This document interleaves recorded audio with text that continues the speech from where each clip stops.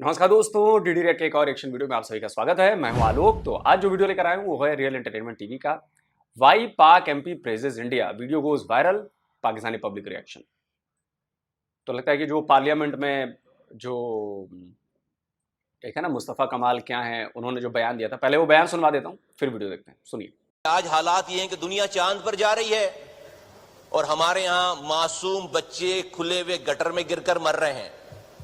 एक ही स्क्रीन पर एक खबर है कि इंडिया चांद पर चला गया और उसके 2 सेकंड के बाद खबर है कि कराची में किसी गटर का ढक्कन ना होने की वजह से बच्चा गिर गया, मर गया। और ये हर तीसरे दिन की खबर है 15 सालों से। और ये मैं सर एतराज के तौर पर, पॉइंट स्कोरिंग के तौर पर नहीं कह रहा हूं, ये मैं गुजारिशात कर रहा हूं।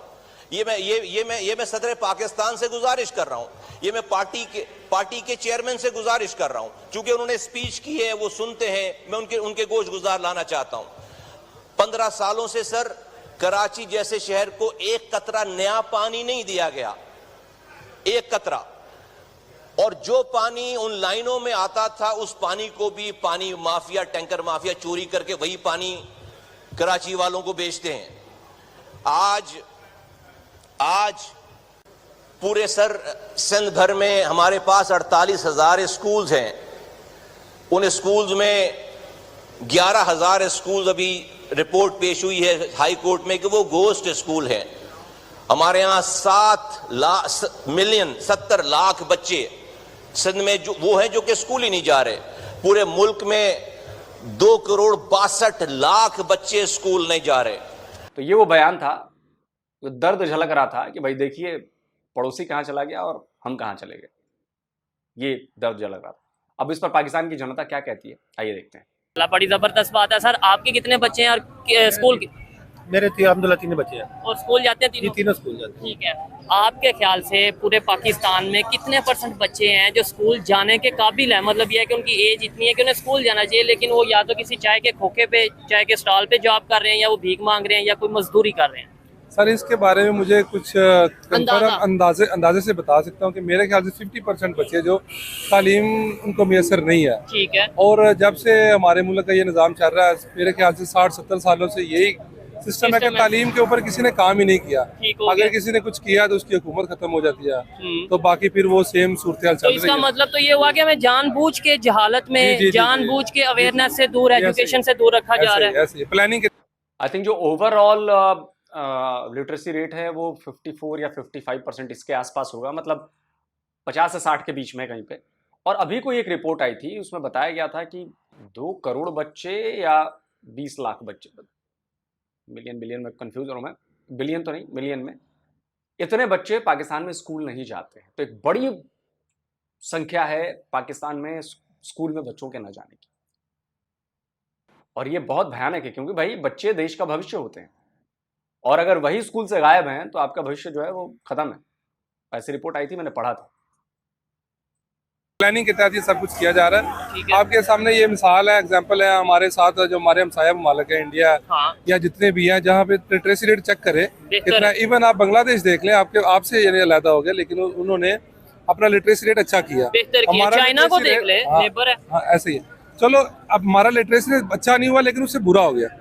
ये बड़े दुख की बात है। ठीक है। अच्छा, मुस्तफ़ा कमाल साहब जो कि कराची से बिलोंग करते हैं, MQM पार्टी या उनकी, उन्होंने नेशनल असेंबली में खड़े होकर ये बोला, जैसे इन्होंने इंडिया की बात की, उन्होंने भी नेशनल असेंबली में खड़े होकर बोला है कि इंडिया की खबर आती है इंडिया चांद पे पहुंच गया है, और पाकिस्तान से खबर आती है कि पाकिस्तान का एक बच्चा गटर में गिर के मर गया है। कभी खबर या, और वहाँ की जो यूनिवर्सिटीज हैं वो टॉप लेवल की जो इंटरनेशनल कंपनीज हैं उनके CEO पैदा कर रही है इंडिया की, और पाकिस्तान की यूनिवर्सिटीज बेरोजगार पैदा कर रही है। जी बिल्कुल, आपकी बात दुरुस्त है, ऐसा ही है, ऐसा ही हो रहा है। असल में जो एनवायरनमेंट है ना, वो नहीं मिल रहा है हमारे पाकिस्तान में। कोई भी एक काम अच्छा करने की कोशिश कर रहा है तो वो चलता है, तो कुछ टाइम चलता है, उसको बंद करने के लिए बहुत सारी चीजें आ जाती है, हुकूमत गिरा दी जाती है। यहाँ चले जैसे है कि मोहतरमा जो अभी हमारी वज़ीर आला मरियम नवाज साहबा, वो कर रही है बहुत अच्छा काम है, लेकिन अभी अटकाने वाले बहुत सारे आ जाएंगे लोग, उसको बंद करने वाले कैसी शक्ल में आएंगे, कुछ सामने भी नहीं आएगा, लेकिन बैक से काम कर रहे हैं। इसलिए और सबसे बुनियादी चीज जो खराब है ना, वो ये है कि तालीम का फ्री ना होना। देखो कुछ पहले आपने भी देखा होगा कि कुछ हुकूमतें आई थी, उन्होंने इसको फ्री किया था, एजुकेशन को मैट्रिक तक फ्री दी थी, लोगों में एनवायरनमेंट पैदा बुक्स हुआ फ्री था। दी थी। हाँ जी। खास तौर पे जहाँ पे देखें हमें अप्रिशिएट भी करना चाहिए, परवेज लाई साहब की गवर्नमेंट में पहली दफा ऐसा हुआ था, जो मेरी इन्फॉर्मेशन है, मे भी मैं गलत हो सकता हूँ, उन्होंने फ्री बुक्स, फ्री स्कूल, मतलब फीस सारी माफ कर दी थी, और उनके टाइम में एजुकेशन में थोड़ा वर्क भी हुआ, बेहतरी की तरफ भी गई। एक गरीब आदमी है जो एक 500 1000 कमाता है, अभी आपको भी पता है मार्केट में बुक्स की क्या कीमतें हैं। ऐसे ही है। मेरा ख्याल से एक बंदा काम करने वाला है जो बिजनेसमैन है ना, वो भी अफोर्ड नहीं कर सकता। ठीक हो गया। तालीम बहुत महंगी हो गई है। फिर उसके बाद ट्यूशन, उसके बाद बहुत से काम, यूनिफॉर्म। बेशक कैसे आप दुरुस्त फरमा रहे ठीक हैं, है। ये सारी चीजें हैं ना, ये असल में रास्ता रोकने वाली है। ठीक है। एक गरीब आपने देखा होगा बच्चों, किसी बच्चे आप ढाबे पे चले जाएं या एक चाय की दुकान पे, आप उससे पूछे कि आप तो तालीम का शौक है, वो रो पड़ेगा।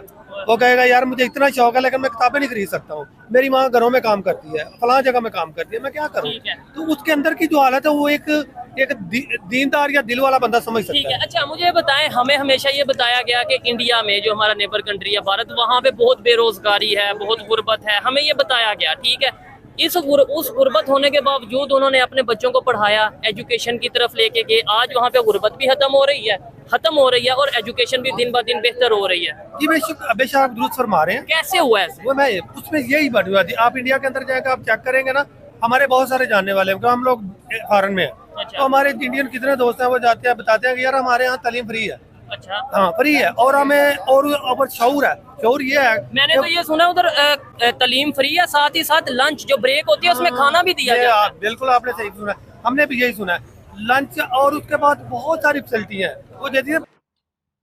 देखिए फ्री जो है वो सरकारी स्कूल में है, और ये लंच और ये उसको मिड डे मील कहते हैं। आप सर्च करेंगे गूगल पे मिड डे मील तो आपको पता चल जाएगा। और ये आज से नहीं चल रही है, पिछले कई सालों से ये चीज़ें चल रही हैं। मिड डे मील में आपको जो है बच्चों को खाना खिलाया जाता है स्कूल।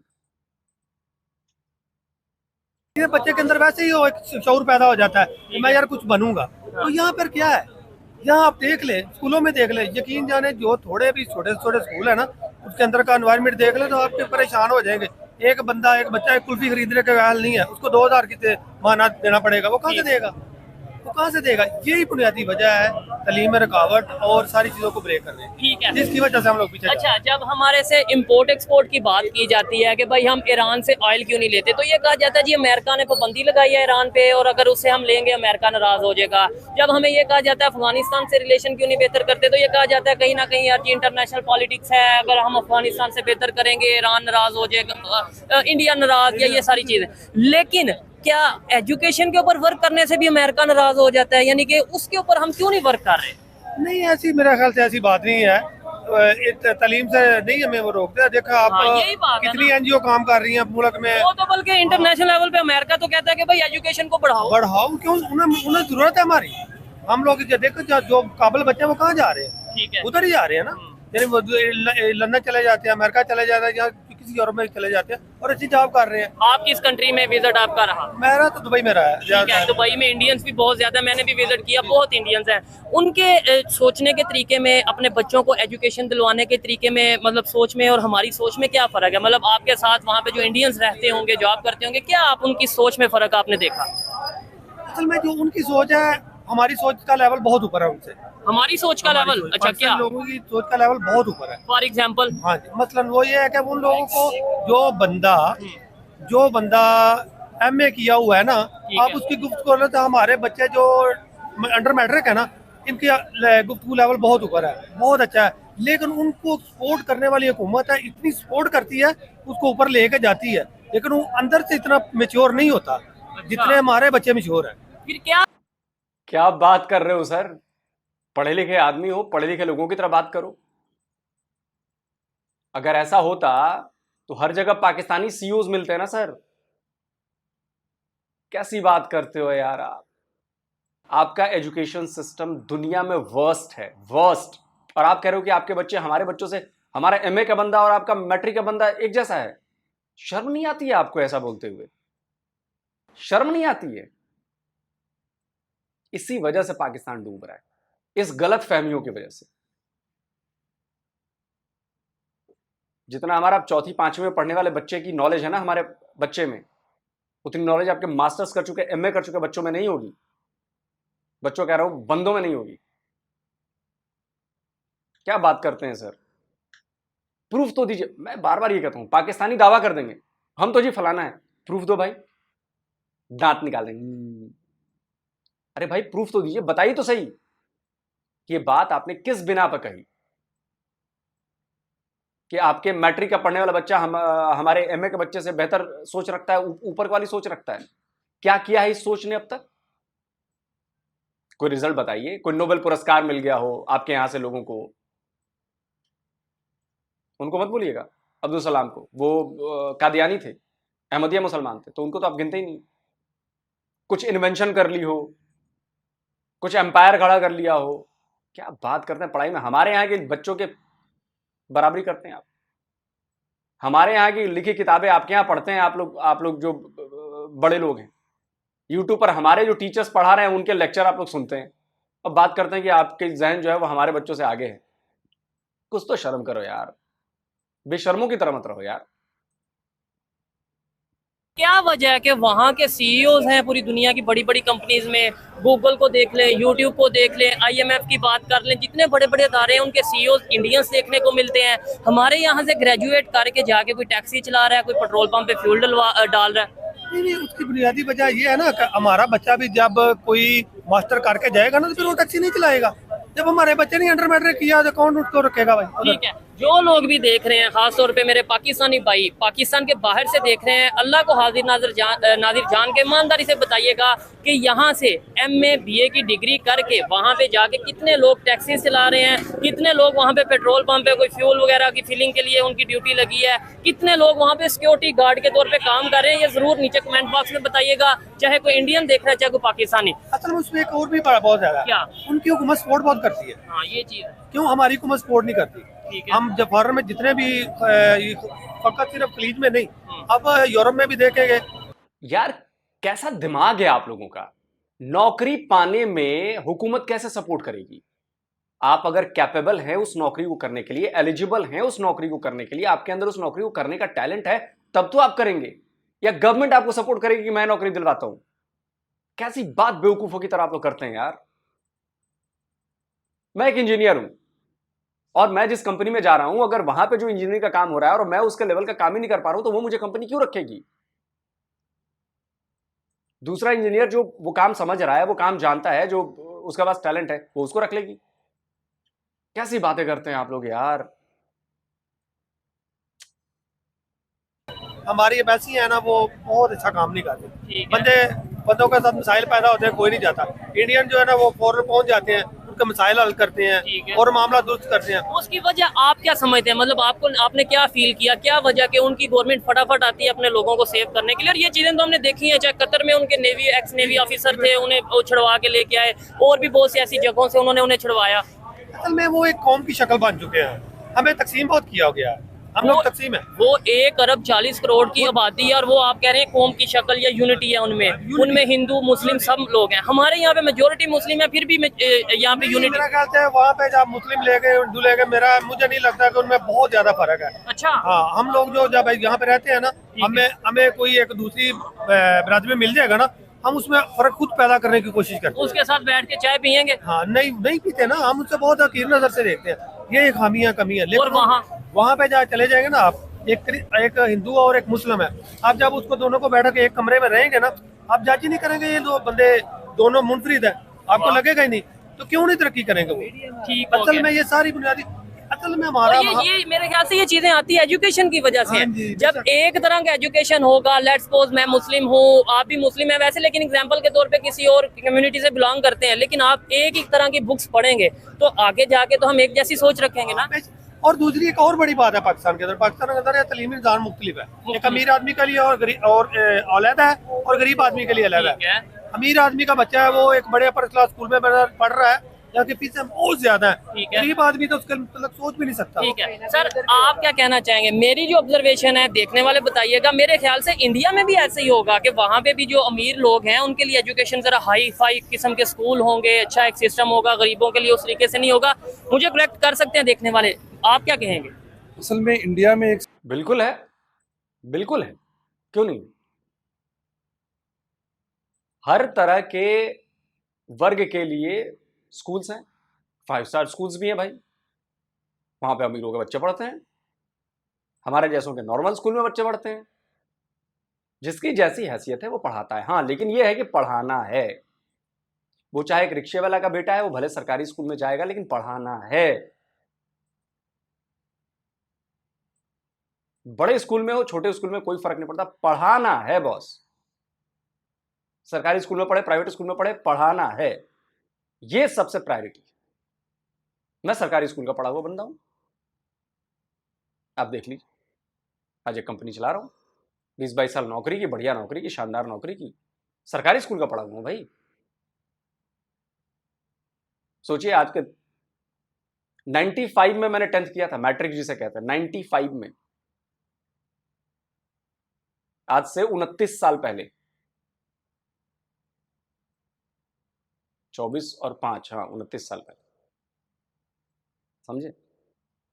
तो आज कंपनी चला रहा हूं, बढ़िया मस्त अपनी कंपनी चल रही है, घर परिवार ठीक से पाल रहा हूं भाई। तो एजुकेशन हमारे लिए मस्ट है, वो चाहे कहीं से भी मिले, कहीं से भी मिले। एक सिस्टम है कि जब आप किसी को तालीम सस्ती देंगे ना, कोई भी प्रोडक्ट आप जब मार्केट में सस्ती लॉन्च करेंगे ना, तो ज़्यादातर लोग उससे फ़ायदा उठाएंगे। ऐसे ही है, लेकिन जब आप मार्केट में कुछ देंगे नहीं तो लोग कहाँ से लेंगे? ये चीज़ है। यानी इंडिया में गवर्नमेंट ने खुद जो तालीमी निज़ाम एक बनाया है ना, उसका एक म्यार है। ठीक है, बाद में उनके जो स्टूडेंट हैं बाहर भी जाते हैं, लेकिन उनकी गवर्नमेंट जो है उनका पीछे उनको पूरा सपोर्ट करती है, ठीक उनकी है। कम्युनिटी बन चुकी है। इसकी वजह से वो एक स्टैंड बन चुका आप भी फॉरेन का आपका जी, जी, विजिट मैं- रहा है, जी, कौन सी कंट्री का? दुबई में रहा। दुबई का। मुझे जैसे उन्होंने बताया, आप शायद साथ ही रहे होंगे, जी, जी, ठीक है, क्या कहेंगे कि वहाँ पे जो इंडियंस मौजूद हैं, उनके एजुकेशन या उनकी सोच में, लाइक उनके बिजनेस करने के तरीके में, उनके जॉब करने के तरीके में और हमारी सोच में क्या फ़र्क है, या एक जैसे ही आपको फ़र्क नहीं नज़र आता? सर देखिए, जब हमारी तालीम और उनकी तालीम में फ़र्क होगा हाँ, ये बेसिक चीज़, तो बेसिक चीज़ है, फिर ऊपर भी डिफरेंस आ जाएगा। ऐसा ही है। ठीक है। नंबर 2, वहाँ पे जॉब्स को मतलब लेट्स सपोज किसी का होटल है, किसी का रेस्टोरेंट है, किसी का कोई बिजनेस है, क्या प्रायोरिटी देता है? वो इंडियन को जॉब देने की कोशिश करता है या पाकिस्तानी को? इंडियन उसकी क्या वजह है? उसकी वजह है कि कुछ हमारी गलतियां भी हैं, कुछ खामियां हैं, ये एक और टॉपिक है। ठीक हो गया। लेकिन उसके अलावा जो उनकी कम्युनिटी क्रिएट हो चुकी है ना, उसमें वो उसको कमजोर नहीं करना चाहते, उसको चला रहे हैं वो। हम लोग कैसे? देखिए, सीधी सी बात है, आप काम करने के लायक होंगे, आप नियमों को पालन करेंगे, रूल्स का पालन करेंगे, तो आप काम करेंगे, आपको जॉब मिलेगी। और ये मैं नहीं कहता, अभी आपके यहाँ ही के बंदे की बात सुनवा देता हूं कि आप लोग, दुबई की बात हुई ना, आप लोग क्या करते हैं वहां पर, आपकी कम्युनिटी, मतलब पाकिस्तानी कम्युनिटी, सुनिए। अब मैं आपको थोड़ा सा एग्जांपल देता हूँ कि फ़र्क क्या है इंडियंस में और पाकिस्तानीज़ में। और ये मैं नहीं कह रहा, ये मुझे वहाँ के लोगों ने, दुबई वालों ने, रूलर्स ने मुझे ये बताया। उन्होंने कहा जी, पाकिस्तानी काम भी उतनी मेहनत से नहीं करते जितने हिंदुस्तान के लोग मेहनत से काम करते हैं। पाकिस्तानी मजहबी भी ज़्यादा हैं और हर वक्त जो है वो मज़हब को सामने ले आते हैं। और हिंदुस्तानी जो है वो मज़हब का भी उनके लिए इतना इशू नहीं है, पहले काम आता है फिर मज़हब आता है। तीसरी बात ये है कि एफिशिएंसी, तालीम भी पाकिस्तानी लेबर की जो है इंडियन लेबर के साथ अगर आप कंपेयर करें तो इंडियन और श्रीलंकन लेबर जो है उनकी तालीम भी बेहतर है, वो लड़ते भी नहीं हैं, काम भी बेहतर करते हैं। और पाकिस्तानी तीनों जगह पे आके गिर जाते हैं।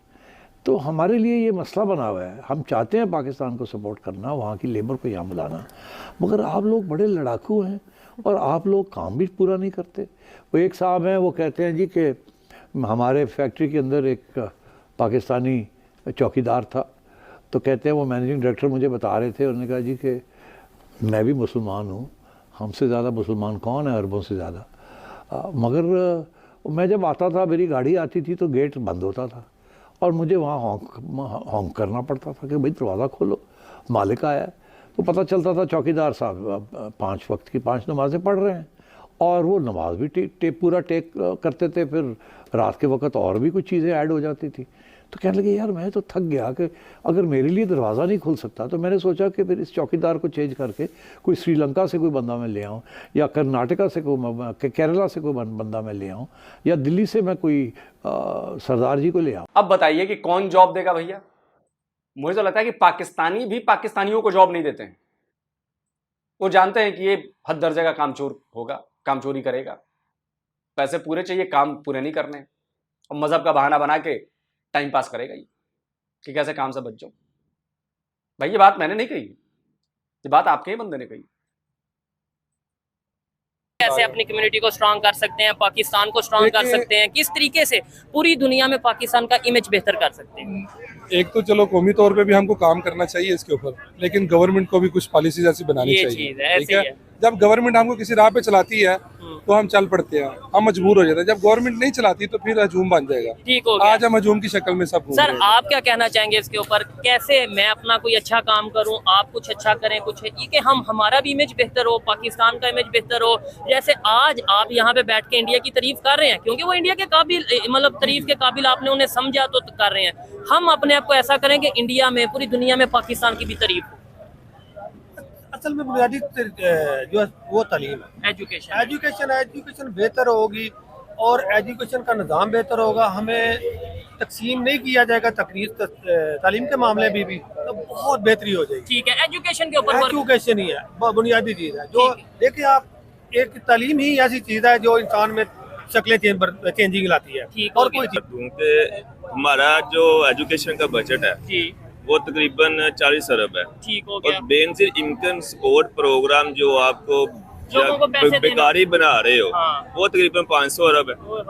बेकारियों का जो बजट है वो 500 अरब है और एजुकेशन के लिए 40 अरब है। ठीक है। तो आप कैसे तवक्को कर सकते हैं कि आप अच्छे एजुकेशन पैदा इधर करें? से अगर ये बात सच है, जैसे इन्होंने बिल्कुल फिगर बताए, अगर ऐसे ही फिगर हैं तो फिर हमारे सोच, हमारी विजन का अंदाजा कैसे लगा वो हो सकते हैं सकता है कि आपके को कि अच्छे भीख तालिब मांगने इल्म वालों के लिए, मैं किसी को क्रिटिसाइज नहीं कर रहा कि भीख मांगने, मतलब ये है कि नहीं। उनके लिए आपने 500 अरब या 400 अरब तो रख दिए। एजुकेशन की आप 30 अरब रखे तो ये कैसे चीज़। आप कैसे तवक्को करेंगे कि अच्छे आपके बच्चे पैदा एजुकेशन करेंगे या अल्लाह तालीम याफ्ता या आईटी में अच्छा, या वो कंप्यूटर 400 में? अरब लोगों को, गरीब लोगों को देने से ज्यादा फायदा होगा या 40 अरब एजुकेशन पे लगाने से, या 400 अरब यानी उसका बजट अगर बढ़ाएंगे तो ज्यादा फायदा होगा?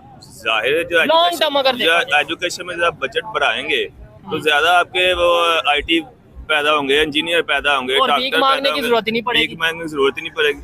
ठीक जब हो आपकी प्योरिटी नहीं है हाँ। एजुकेशन, भीख मांगने वाले को 500 दे रहे हो, एजुकेशन वाले को 40 दे रहे हो, ठीक है। तो कैसे वो आपको आईटी या इंजीनियरिंग या डॉक्टर या कैसे पैदा करोगे? ये चीज है। मैं इससे सहमत नहीं हूं। देखिए, दोनों दो अलग अलग चीजें हैं। आप उन्हें भीख मांगने वाला क्यों कह रहे हैं? अगर कोई गरीब है, उसके पास 2 जून की रोटी नहीं खा पा रहा है, अगर उसको सपोर्ट मिल रहा है, कोई महिला है उस काम नहीं कर पा रही है, उसका हस्बैंड नहीं है, वो अपने बच्चों को खिलाना चाहती है, पेट भरना चाहती है, वो कैसे करेगी? तो ये जो सपोर्ट प्रोग्राम होता है ये उसके लिए सब्सिडी है, सपोर्ट प्रोग्राम है, उनके लिए है, भिखारियों के लिए नहीं है। इसमें फर्क समझिए पहले। और ये एजुकेशन का मामला अलग है, वो भी जरूरी है और ये भी जरूरी है। मैं ये नहीं कह रहा कि एजुकेशन का बजट मत, एजुकेशन का बजट बढ़ाइए आप, लेकिन ये कहना है कि नहीं उनको क्यों पैसे दे रहे हो एजुकेशन पे लगा दो, नहीं, ये पॉसिबल नहीं होना चाहिए और ऐसा होता भी नहीं, क्योंकि उन लोगों को भी जरूरत है। वो बेचारे मजबूर हैं, गरीब हैं, इतने गरीब हैं कि वो कुछ हो नहीं पा रहा, तो ये उनके सपोर्ट के लिए, उनकी मदद के लिए। तो आप उसको इससे कंपेयर नहीं कर सकते। हाँ, मैं इस फेवर में हूं कि भाई एजुकेशन का बजट बढ़ाया जाए, अमीरों पर टैक्स लगा दीजिए भाई, ज्यादा जो ज्यादा अमीर हैं उन पर ज्यादा टैक्स लगाइए एजुकेशन का बजट बढ़ाने के लिए। लेकिन गरीबों को जो मदद मिल रही है, हेल्प मिल रही है, आप उसको कह रहे हैं कि उनको क्यों दे रहे हो आप, इधर दो, नहीं, ये गलत, ये गलत। ये चीज़ है। मुझे बात करके इनसे बात करके खासतौर पे जैसे इन्होंने अपने दुबई का विजिट एक्सपीरियंस बताया, उसके ऊपर बहुत अच्छा लगा। आइए मजीद जो लोग हैं उनसे भी बात करते हैं। बहुत शुक्रिया सर, बहुत शुक्रिया जी। अस्सलाम वालेकुम। वालेकुम सलाम सर। आपका नाम? हुसनैन अहमद। और आपका नाम? शमाइल मलिक। क्या करते हैं भाई? सर मैं रिसेंटली ग्रेजुएट हुआ हूँ यूसीबी से, जबरदस्त, अब मैं जरा जॉब कर रहा हूँ हो फार्मास्यूटिकल कंपनी में नबी कासम में सर। ठीक हो गया। और आपकी बॉडी से ये लग रहा है कि आप फिटनेस वगैरह के लिए बस भी यार, वर्कआउट शौक करते है, हैं? हाँ मुझे 2-2.5 साल से मैं कर रहा हूँ चले, अल्हम्दुलिल्लाह। जबरदस्त, ये तो बड़ी अच्छी बात है। यूथ में ये शौक जरूर होना चाहिए। अच्छा, बड़ी अच्छी बात है कि आपने बोला कि रिसेंटली ग्रेजुएट हुए हैं और साथ ही जॉब भी मिल गई है। लेकिन मोस्टली अगर पाकिस्तान की बात की जाए, यूनिवर्सिटी से ग्रेजुएट होने के बाद जॉब मिल जाती है? सर बहुत मुश्किल है ठीक ये, हो गया। मैं टू बी ऑनेस्ट बताऊँ, मिल तो जाती है लेकिन बहुत टफ टाइम देता है। ठीक है। और अगर जिसे मिलते हैं उसकी सैलरी थोड़ी उस तरीके से नहीं होती? सबसे पहले डिपेंड करता है आपकी डिग्री पे कि है। आपकी डिग्री कैसी आपने है। कौन सी डिग्री की? मैंने बीबीए किया हुआ है। जबरदस्त हो गया। इस ठीक वजह है। से चलो मिल गई है, by the way BCom ADP तो वो बहुत मुश्किल हो जाता है। ठीक हो गया। जिस टॉपिक पे वीडियो रिकॉर्ड कर रहे हैं वो भी एजुकेशन के हवाले से ही है। मुस्तफ़ा कमाल MQM कराची से बिलोंग करते हैं, आपने नाम सुना होगा, जी, ठीक सुना है। हुआ है। उन्होंने अभी नेशनल असम्बली में स्पीच करते हुए ये बोला है कि पाकिस्तान के अगर यूनिवर्सिटीज़ की बात करें वो जॉबलेस क्रिएट कर रहे हैं, मतलब वो डिग्री हासिल तो करते हैं लेकिन जॉब नहीं मिलती। लेकिन साथ ही नेबर कंट्री की बात करें इंडिया का, उन्होंने बाकायदा नाम लिया कि वहाँ पे तकरीबन 25 से ज़्यादा ऐसे इंटरनेशनल कंपनीज हैं, मल्टीनेशनल कंपनीज हैं जिनके CEO इंडिया से हैं। क्या कहना चाहेंगे हमारे एजुकेशन सिस्टम और उनके एजुकेशन सिस्टम को लेके? सबसे पहले उन्होंने बहुत बड़ी बात की है, ठीक है, डिग्रीज कर लो, आप पढ़ते हो, PU पढ़ते हो, मतलब जोन सी भी अच्छी यूनिवर्सिटी आप पढ़ते हो, ठीक है, लेकिन आप जॉब जब लेने जाते हो, जब मांगने जाते हो या इंटरव्यू देते हो, तो सबसे पहले आपको क्या देते हैं कि मैं ये समझता हूँ, वो सबसे पहले पूछते हैं कि आपके पास कोई एक्सपीरियंस है। हाँ। इंटर्नशिप तो करवाती है यूनिवर्सिटी, Skills हैं। इंटर्नशिप तो यूनिवर्सिटी करवाती है, लेकिन उस हिसाब से डिग्री आपके पास है, नो मैटर, ठीक हो गया। उसके बाद अगर आपके पास एक्सपीरियंस नहीं है तो कहती है कि चलो एक्सपीरियंस नहीं है, आप फ्रेश हो, आपको सीखो, सैलरी थोड़ी रह जाती है, ठीक है। और दूसरी बात यह है, यूनिवर्सिटीज में आप पढ़ते हो, सबसे पहले मैं आपके सामने एक रोल मॉडल बैठा हूँ, यूनिवर्सिटी में पढ़ा हूँ, जलील होते हैं जॉब के लिए, मिल जाती है, ठीक है, लेकिन बहुत जलील होते हैं, ठीक हो है। गया। अगर एज कम्पेयर टू आप बात करते हैं, मैं ये कहूँगा कि आप यूनिवर्सिटीज कॉलेज जाओ, ठीक है, एजुकेशन से आपको शऊर आता है, इसमें नो डाउट, अवेयरनेस आती है। पढ़े लिखे में और जाहिल में तो एक फ़र्क है, और वो है तलीम, ठीक है। ठीक है। अगर तलीम से मैं समझता हूँ अगर आपने पैसा कमाना ना तो आप ठीक। अपना बिजनेस करो भाई। ठीक हो गया। अच्छा, अभी पाकिस्तान में एजुकेशनल इमरजेंसी है, आपको आइडिया होगा कि मतलब तकरीबन 3 मिलियन के करीब जो यूथ, जो बच्चे हैं वो अभी स्कूल से बाहर हैं और उसके लिए कोशिश कर रही है गवर्नमेंट। क्या कहना चाहेंगे, अगर हमारा फ्यूचर स्कूल से बाहर होगा तो आने वाले टाइम में हमारे पाकिस्तान में कोई डेवलपमेंट, कोई एजुकेशन के हवाले से, कोई टेक्नोलॉजी के हवाले से वर्क होता नजर आएगा? यार मैं कहता हूँ अगर हमारी गवर्नमेंट जो है वो सबसे पहले जो यूनिवर्सिटीज़ में हो रही हैं, जो कोर्सेज हैं, अब हम जाते हैं, लेट्स सपोज कि हम जा रहे हैं, हम जाके एडमिशन लिया, BBA में लिया, ठीक है। अब BBA में बहुत सी आगे हैं, मतलब डिपार्टमेंट्स हैं, फाइनेंस है, HR है, ये वो। अब मैं ये कहूँगा कि अब आप यूनिवर्सिटी में जाते हो, एडमिशन ले, तो उस हिसाब से उस हुकूमत को, गवर्नमेंट को चाहिए कि जो भी अवेलेबल करवाए ना हमारे स्टूडेंट्स, ठीक हो गया, उस हिसाब से, तो वो तो फिर वेल एंड गुड है, अगर नहीं तो फिर आप।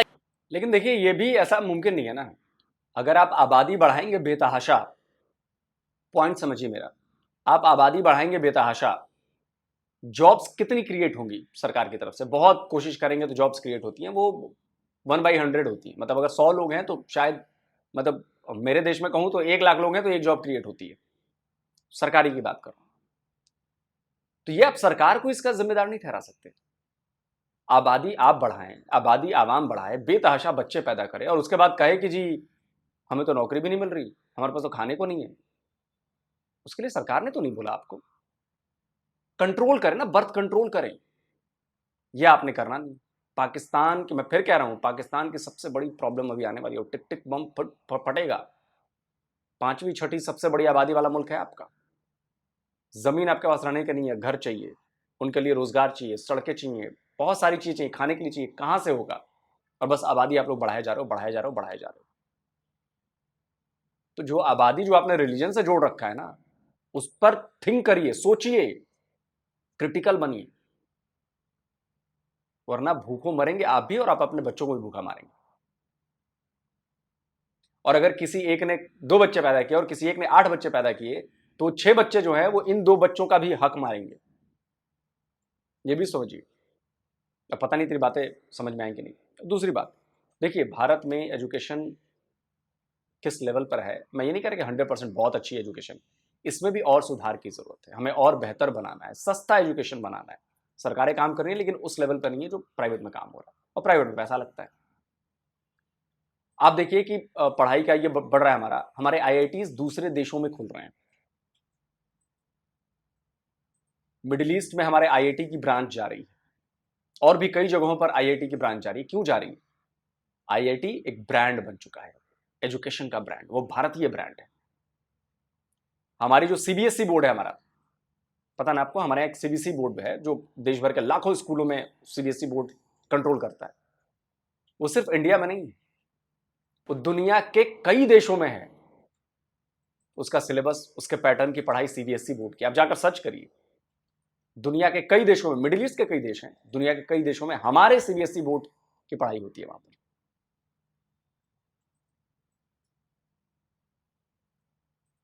Central board of secondary education, CBSE की पढ़ाई वहां पर होती है। आप लेवल समझिए, आपके कौन से बोर्ड की पढ़ाई बाहर होती है? पाकिस्तान बोर्ड में कोई बोर्ड होगा पाकिस्तान का एजुकेशन का बोर्ड जिसकी पढ़ाई बाहर होती हो? दूसरे देश वाले कह रहे हो कि भैया आप बोर्ड हमारे यहाँ आइए, आपके यहाँ बड़ा बड़ा अच्छा एजुकेशन सिस्टम है। हमारे यहाँ है। इतना आसान नहीं है सर कि चुटकी बजाई और चीज हो गई। इसके लिए बहुत मेहनत करनी पड़ती है, बहुत लगना पड़ता है। इंडियंस ने पिछले 76 सालों से खून पसीना अपना एक किया है। आज दुनिया की बड़ी बड़ी यूनिवर्सिटीज अपने कैंपसेस खोल रही हैं हमारे यहाँ। दुनिया की बड़ी बड़ी यूनिवर्सिटीज, छोटी मोटी अचीवमेंट नहीं है। हमारे कैंपसेस बाहर जा रहे हैं और दुनिया भर के कैंपसेस हमारे यहाँ आ रहे हैं। तो सोचिए कितना बड़ा बूम आने वाला है। अभी मैं आपको दिखा देता हूं, एक ऑस्ट्रेलिया की यूनिवर्सिटी है, पता नहीं कहाँ की यूनिवर्सिटी है, उसने शायद गुजरात में किसी में, सूरत में या कहीं पे अपना कैंपस खोला है। और वो देखिए क्या शानदार कैंपस खोला है उन्होंने। उसका वीडियो आया था बीच में, मैंने किसी उसमें दिखाया भी था। देखिए ये है वो, कितना शानदार है। तो वो क्यों आ रहे हैं यहाँ पर? वो यहाँ के बच्चों का टैलेंट देख रहे हैं, वो समझ रहे हैं कि असली टैलेंट किसे कहते हैं। और यहाँ पर माता पिता सपोर्ट करते हैं बच्चों को पढ़ाने में। गरीब से गरीब का बच्चा भी पढ़ेगा, उसके माँ बाप उसको सपोर्ट करते हैं। आप सोचिए हमारे यहाँ रिक्शे वाले का बेटा आईएएस ऑफिसर बनता है जी। गरीब घर के बच्चे आईएएस आईपीएस बन रहे हैं जी। क्यों? सपोर्ट, एजुकेशन की भूख, इसलिए। बाकी कमेंट करके आप बताएं आप क्या कहते हैं। जल्दी मिलता हूं एक और नए वीडियो के साथ। नमस्कार, जय हिंद।